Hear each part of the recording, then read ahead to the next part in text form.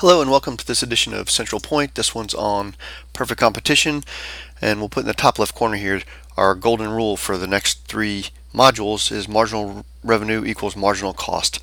That's what we're looking for when we're trying to figure out the profit maximizing rate of output.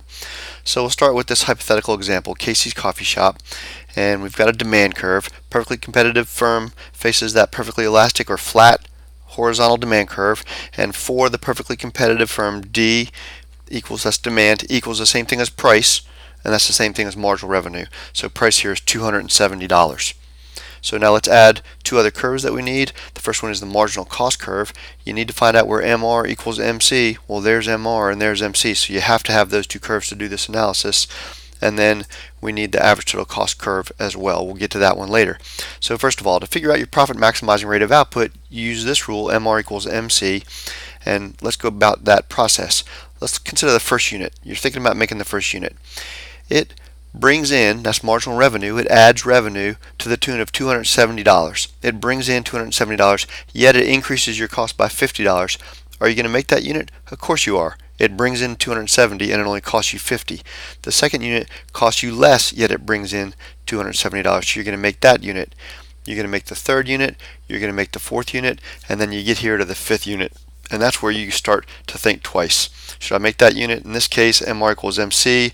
So you say to yourself, yes, I'm going to make that unit. When you get to the sixth unit, you inarguably say, I'm not going to make that unit.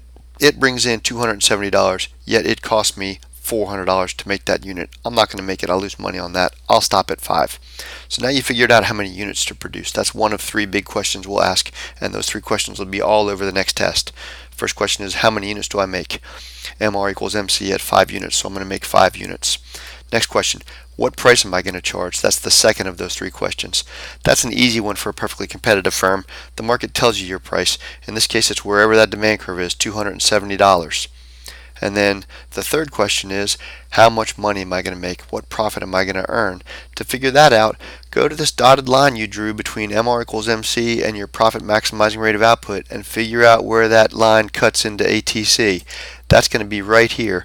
And then draw a dotted line over there and find that price. That's $124. What this means is you get to sell these units at $270 and they cost you on average $124 to make them. So if that's true, you get to keep the difference, which is $146 per unit. So how much money are you going to make? $146 per unit times 5 units, which is $730, and it's that area right there, what I call the profit box. That area is $146 tall and is 5 units wide. 146 times 5 is 730. So that's the marginal revenue, marginal cost approach to determining the profit maximizing rate of output for a perfectly competitive firm in a visual format. Here we can do it in a tabular format as well. You have all the data here, total fixed cost, total variable cost, total cost, marginal cost, average total cost, price, total revenue, marginal revenue, and profit. This is all the same information that we saw on the graph before. We need to find out where MR equals MC. That's these 2 columns right here. So for the first unit, it costs you $50. It increases cost by $50, yet it brings in $270. Of course you're going to make that unit.